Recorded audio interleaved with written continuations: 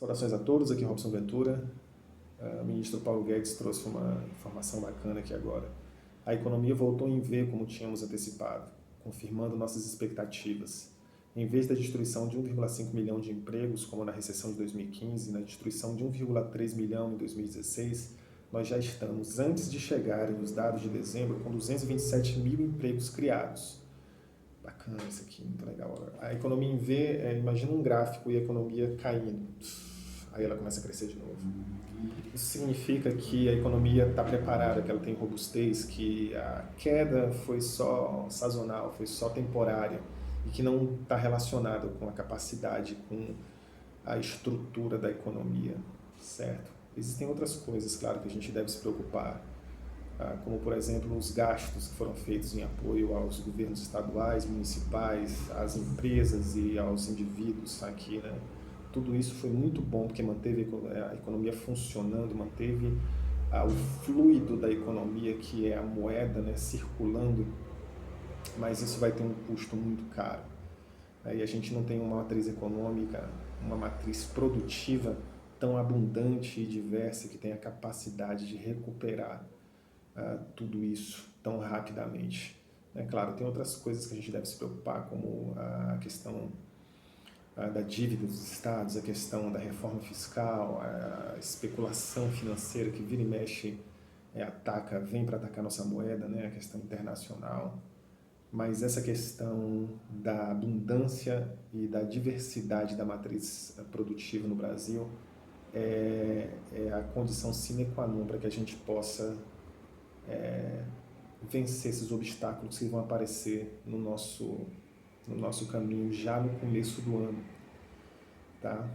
E para que a gente entenda como se dá o problema da abundância e da diversidade da matriz produtiva no Brasil, a gente precisa olhar para os pequenos e médios empresários, porque o Brasil é feito só para os grandes.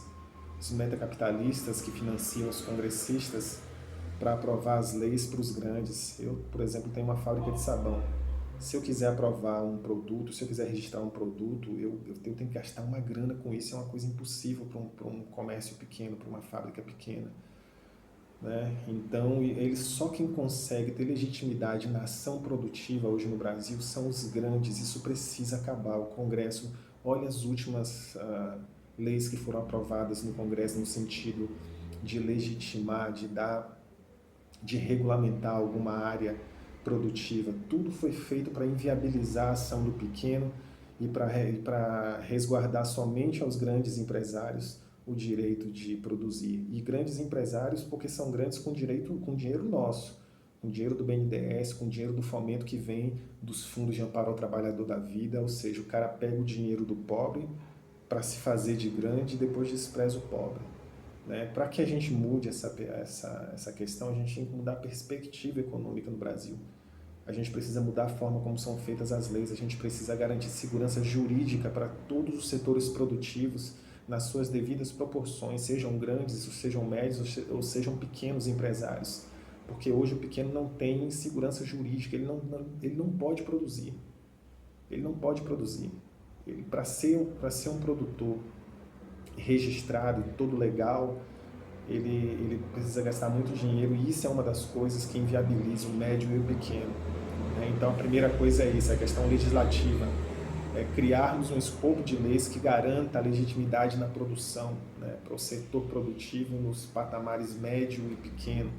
A segunda questão é a questão do fomento, Hoje a gente só tem fomento, só tem empréstimo para os grandes.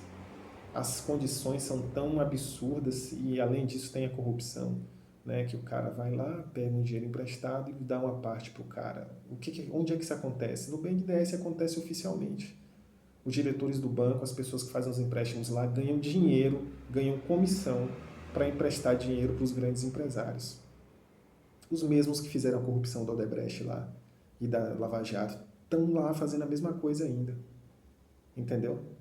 Se não estão fazendo corrupção, estão ganhando dinheiro para emprestar só para os grandes. Mas na hora de emprestar para o médio e para o pequeno, o que eles fazem? Terceirizam isso para os bancos particulares. Ou seja, para os grandes eles atendem pessoalmente, mas para os pequenos, que eles não vão ganhar nada, eles terceirizam isso para os bancos, principalmente para os bancos particulares. Ou seja, o dinheiro que era para chegar para a gente, né, a custo zero ou a fundo perdido, né, agora está na mão do empresário particular, do banqueiro particular, que vai cobrar o quanto ele quiser de juros e ele vai escolher as condições e ele vai escolher quem é que recebe aquele empréstimo ou não. Como é que uma empresa pequena e média pode resistir? Como é que o Brasil pode resistir se a matriz política, se a matriz produtiva dele só tem grandes empresários, dos quais a maioria é incompetente e corrupto e só sobrevive porque ano após ano dá um jeito de pegar mais empréstimos mediante corrupção? É isso que está matando o país. Se a gente não resolver essa questão, você sabe o que vai acontecer? Vai entrar esse próximo ano aí e os globalistas, os caras que querem fechar de qualquer jeito o mundo inteiro, eles vão continuar forçando o lockdown. E o comércio vai quebrar, e a economia vai definhando, e aí vai chegar uma hora que vai precisar do auxílio econômico de novo, e não vai ter, porque não tem mais dinheiro para fazer auxílio emergencial de novo. E aí vai fazer como? Eu tenho uma proposta viável de como reativar ou como criar uma matriz econômica, uma matriz produtiva que é complementar à existente hoje, com a partir dessa matriz econômica gerar uma nova forma de, inclusive de emissão da moeda a partir de uma relação exclusiva de produção e consumo, né? Numa criptomoeda baseada em blockchain, de forma que a gente possa, inclusive, reduzir o déficit